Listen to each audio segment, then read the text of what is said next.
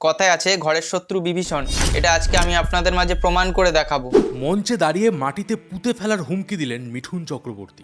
ইনি একজন Hindu content creator, কিন্তু যে সামান্য কিছু ভিউসের জন্য নিজের ধর্মরক্ষককে নিয়ে যা তা সমালোচনা করতে পারে তাকে তো বিভীষণের উপাধি দেওয়া যেতেই পারে, তাই না? 2024 সালে লোকসভা ভোটের আগে তৃণমূল নেতা হুমায়ুন কবির হিন্দুদের নিয়ে একটা কন্ট্রোভার্সিয়াল মন্তব্য করেছিলেন। গত 27 অক্টোবর কলকাতায় হোম মিনিস্টার অমিত শাহের জনসভায় মিঠুন চক্রবর্তীর সেই কথা জবাব দিতে কারণ নাম না করেই মেরে ফেলে মাটিতে পুঁতে দেওয়ার হুমকি দিয়েছেন। দেখুন, রাজনীতি করা বা না করা সেটা সম্পূর্ণরূপে তার পার্সোনাল ম্যাটার, কিন্তু রাজনীতি করতে গিয়ে তিনি হয়তো নিজের বোধবুদ্ধি বিক্রি করে দিয়েছেন। অভিনেতা মিঠুন চক্রবর্তীর একজন ফ্যান হিসাবে, একজন বাঙালি হিসাবে এটা আমার কাছে সত্যি লজ্জার। আমার তো মনে হয় তোমার মতো গান্ধীবাদীগুলো হিন্দু হিসেবে সত্যিই লজ্জার। হুমায়ুন কবির যখন তোমার ধর্ম অর্থাৎ তোমাকেই কেটে ভাগীরথী নদীর জলে ভাসিয়ে দেওয়ার কথা বলেছিল, তখন কাপুরুষের মতো মুখে কুলুপ আটকে বসেছিলে কেন? এখন যে তোমার হয়ে প্রোটেস্ট করলো সে তোমার কাছে লজ্জার?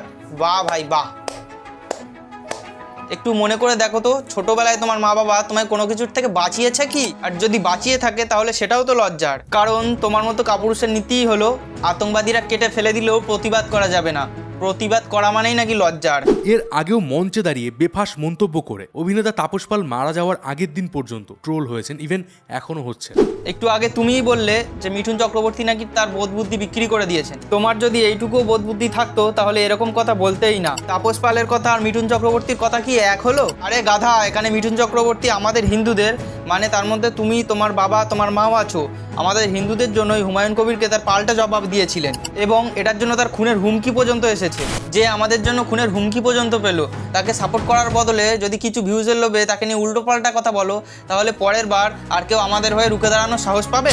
এখনো পর্যন্ত কোনো মুসলিমকে দেখলাম না যে হুমায়ুন কবিরকে নিয়ে কোনো কথা বলতে, কিন্তু তোমরা কি করছো দেখো। প্রতিবাদ করাটা লজ্জার না, কিছু ভিউজের লোভে নিজের ধর্মরক্ষককে নিয়ে সমালোচনা করাটা হলো সবথেকে বড় লজ্জার।